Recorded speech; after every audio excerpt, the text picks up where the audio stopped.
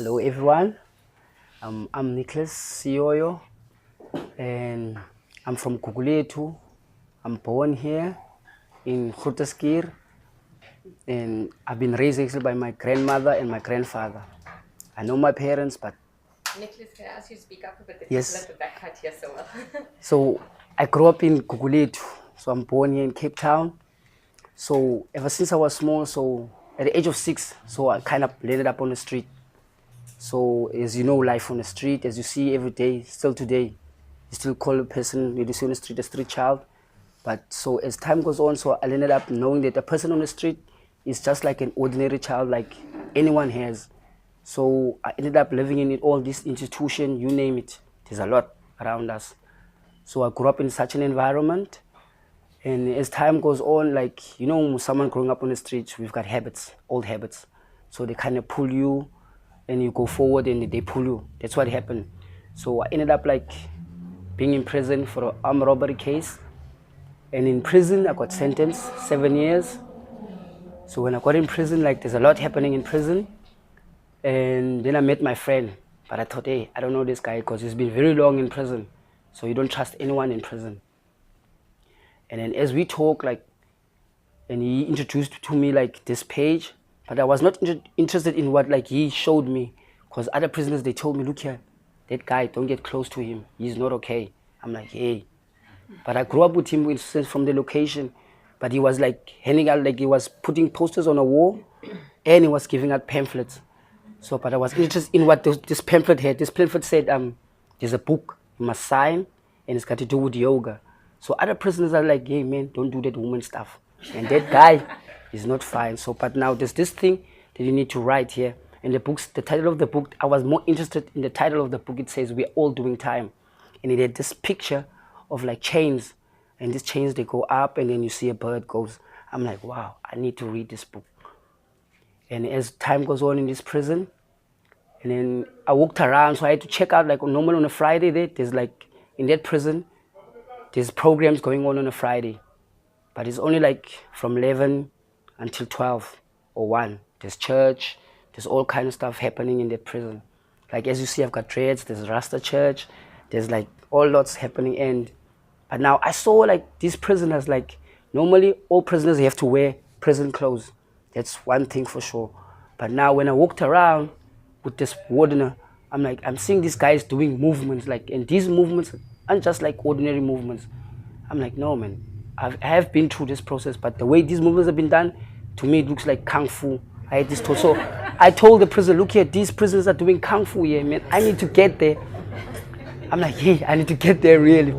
So they told me like, hey man, you need to attend this and this.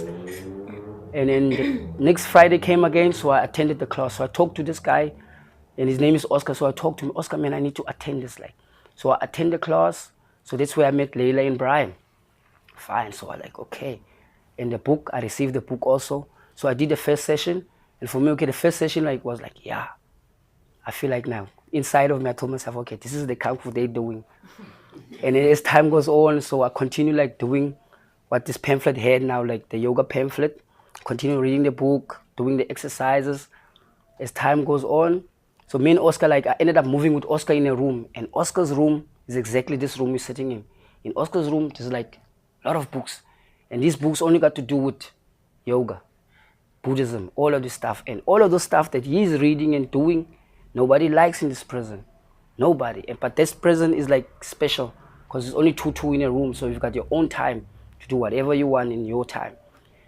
And time goes on, and my sentence is like it's getting short now. I'm not gonna stay very long inside, so I'm gonna go outside.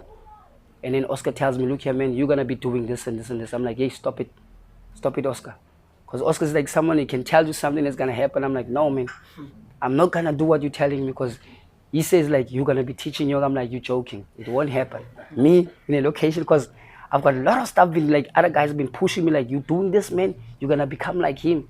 Because now I'm living with him in a room, and the more I started to do this like inside prison, so I found myself like sitting in this meditation mode, and I love like sitting like that because I feel more comfortable like the way I'm sitting now, but I need to go more down and breathe. So as time comes, and then Oscar tells me, man, you are leaving tomorrow. I'm like, yeah, that's fine. But you're gonna teach yoga? I'm like, no, It's not gonna happen. It's not gonna happen. So I got outside, and usually when someone comes from outside prison, someone needs to sign for you. It's either a family member or someone you know.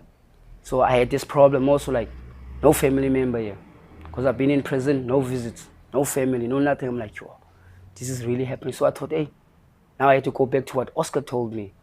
The Oscar gave me this and this, so I had to call now Lila and Brian, and I told them, look here guys, can you assist me here and there? They're like, yeah, fine, we're always available. And then I entered, and then they took me to Vipassana. So I did two Vipassana courses, and then in a location. And then now there's this thing like when you sign, so I ended up looking for a family because I'm like struggling now to find my own siblings. And I'm like, hey, where's my roots? Because now I had this question always, who am I? So something popped out and I like had double identities. I'm like, hey, this is a problem. Like, who really am I really? But now going through everything that I went through, I found myself, and then I found myself, no man, this is a journey. I'm on a new journey now. So everybody that knows me in a location, who I am, I'm not that person. Because they used to call me a nickname they call Dollar, because I'm serious about my money. I want my money. But now I'm a changed person. They don't know that. Really, it's a serious case. These people, they don't know. Even my own mother and father, they don't know who am I. And I've been trying like to explain to them, but now it seems like they're so far away. Nobody's close to me. So I ended up like, because I've changed now 3 addresses. And normally when you're on probation, if you change 3 times, those guys don't hesitate.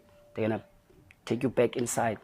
So I had to talk to Layla, and Layla told me, look here, don't worry, we'll sort you out. And I ended up having a home. So I'm like, I'm living now in my own space, and I feel like I'm fine. But now in a location where when you learn something, you need to like share it. So in a location, so I told myself I'm gonna teach more yoga. So I did like a yoga class in Samora, and it went well. I thought, oh, wow, this is fine, this is great. And now I'm taking it step by step, step by step. And that's who am I really.